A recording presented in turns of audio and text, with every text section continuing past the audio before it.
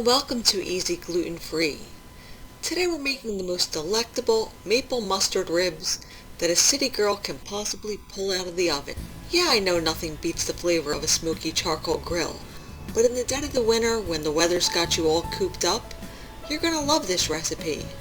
And I've got 2 racks of ribs here, and to prep them for the oven, first I like to slice off the 2 smallest ribs from the end of each rack, so that the finished ribs will not only be more uniform, but I'll also be able to fit both racks into a single pan.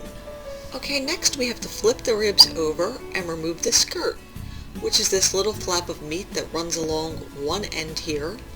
And I actually like to roast this piece, and those shorter ribs that we just removed, with an Asian dry rub, then dice it up and make pork fried rice later.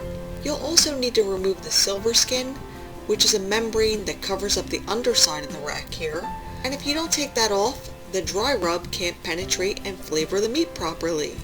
And you just need to work your way under that membrane, then grab it with a paper towel to prevent slipping, and you might have to do this in a few passes, depending on your luck and whether or not it comes off in one foul swoop. Now to make the dry rub, in a medium bowl, combine 1/2 cup of brown sugar, 1 tablespoon each of salt, onion powder, garlic powder, and paprika, and a teaspoon of cayenne pepper. Then stir to get the spices all combined and set it aside.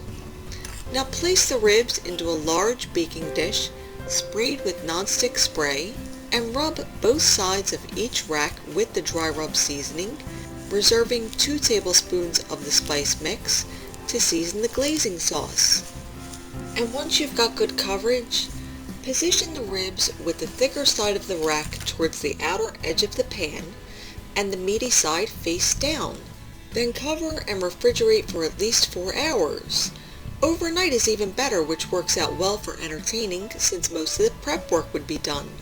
Now to make the glaze, combine 1/4 cup of yellow mustard with 1/3 cup of maple syrup and the 2 tablespoons of reserved dry rub we made earlier. Then stir to combine and refrigerate until you need it.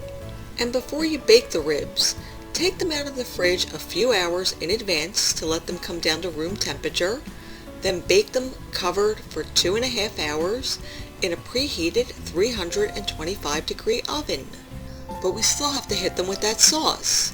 So first, baste the underside of the ribs with the glaze, then place them down onto a foil-lined baking sheet with the meaty side up this time, and heavily baste the top side of the rack with the glaze. Now broil the ribs with the oven rack positioned in the middle of the oven for 5 to 7 minutes, watching them carefully to ensure that they don't burn. When they come out, let them rest for 10 or 15 minutes, then slice between the bones, pile them up, drizzle with more sauce if you want, and dig in, my friends. And those dry rub spices permeate the meat, then mingle with the sweet, tangy maple mustard sauce for a flavor that's beyond the realm of most bottled sauces. And if you're using a fork like I am here, you're doing it all wrong, my friends.